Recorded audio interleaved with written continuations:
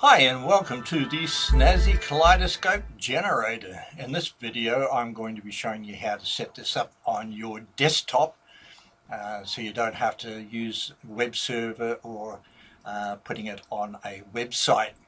So without further ado, as you can see, we have this image here. This is called My Image. I'll give that to you in the folder as well. And first thing next thing I want to tell you all about is actually the software which I created, I don't know, back 2005, 2006 maybe, Snazzy Screen Capture. I use this as opposed to doing a print screen because it's absolutely magic, I reckon, for just taking the screenshot that you want. So you'll notice that when I move the cursor back and forwards, it changes the pattern design. Now, if I was over on this side here and I'd made this pattern and I wanted to keep it, you'll notice that when I drag the cursor across, it changes. So there is a solution for that. So this is the one I want. So what you do is you do right click, and this now frees the cursor off the image. So now I can go down and get my software again. Just a quick explanation. This is where you can select where you want your image saved to, name the actual image, and you can either do the entire active or a selection. So we're going to do a selection, and because I'm going to save it to my desktop, now as you notice when I did that, I actually accidentally clicked on the image again, so that's okay. Seeing this is only a demo. So I'm actually going to rename this Kaleidoscope because that's the type of image that I'm saving. So I'm going to go back over here to where I think I was, about there I do. Right click, bring my software back up, click capture, wait for the crosshairs, and then when you're doing this you want to make sure you get as close to the corner as possible, because one thing I've discovered is this is a repeating pattern.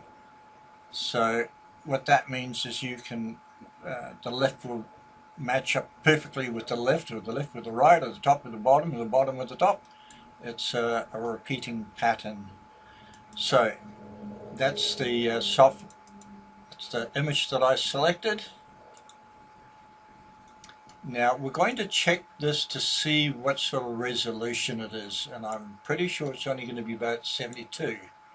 So in Photoshop you just go to image and image size, so whatever image software you have, you can check. So it's 72 resolution, and if we go into the inches you'll see it's 16.6 to 9.6, so it's not quite what we want, especially when we're doing doing the covers.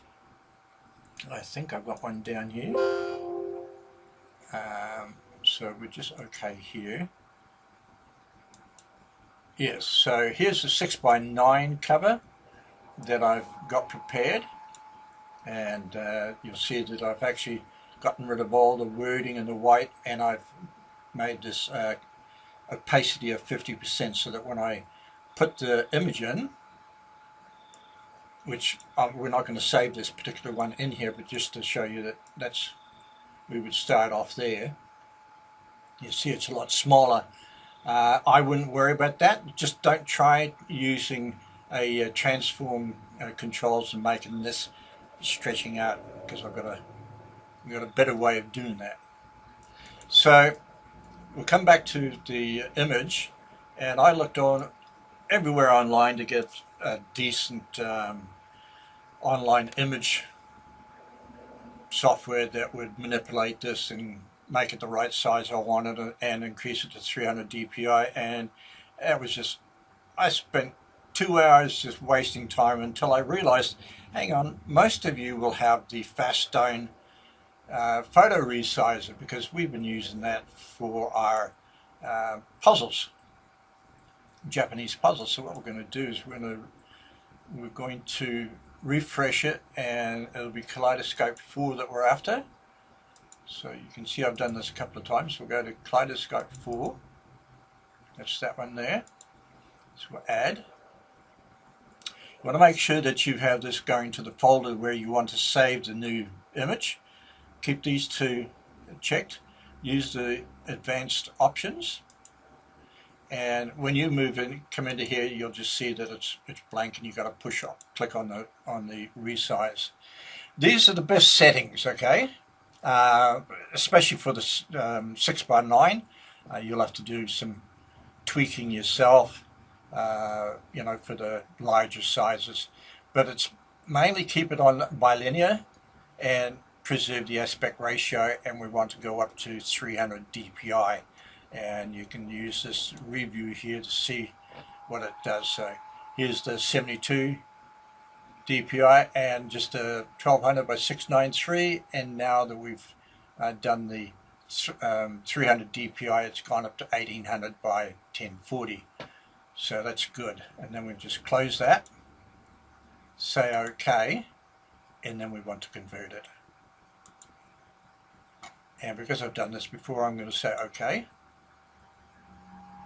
It does take a wee while. Oh, not as long as I thought. Okay, so now we're going to go and open up the window that we had. Just before we do that, I want to get rid of this temporarily. I want to get rid of the image that we originally selected and go back here. Double click, bring it into Photoshop or GIMP or whatever you know, image software that you want to use. Now remember, I said to you that this is a pattern, repeating pattern. So instead of restretching this all over, which I used to do, and I was wondering why you know, we had all this pixelated, until I figured out,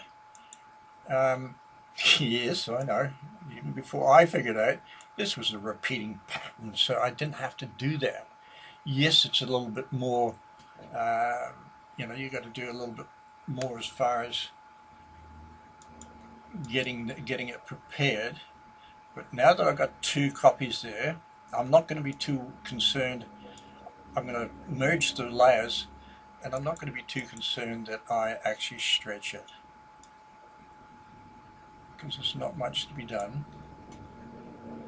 And we just see, we test to see if the repeating pattern still works. So bring this down here, and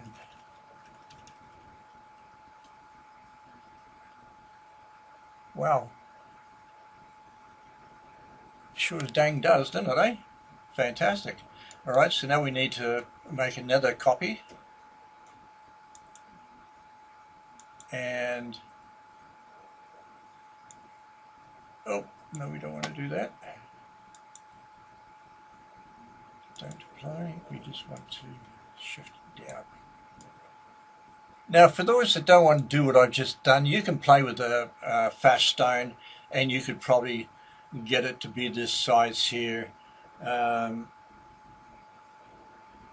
by doing so, but you know, it only took me a minute, if that, to do this, and now I've got a good book cover. And then I'm going to bring this up so it's actually in behind my template for the book, because now I can see where I can't go outside of for the wording here and here, and if I want to put stuff in the middle, it's, you know, for the spine. And we just increase this to 100%, and I'll take this out here and see that the it's not pixelated. It's really looking good. See, now you could use this for a coloring page quite easily, and the cover obviously, because that's what I just designed it for.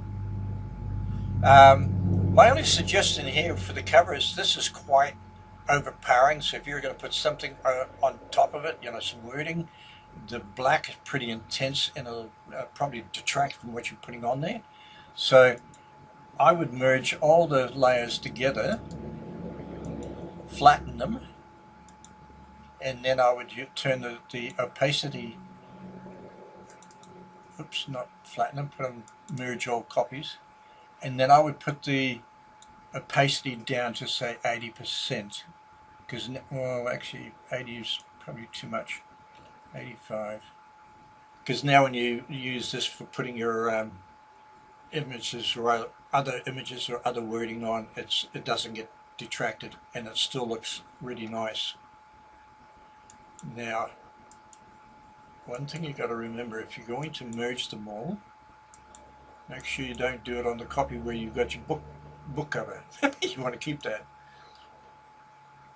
So anyway, so that's the end of this video. I just wanted to show you how to do that, how to transform your design into 300 DPI for Etsy and KDP, and even on your own website.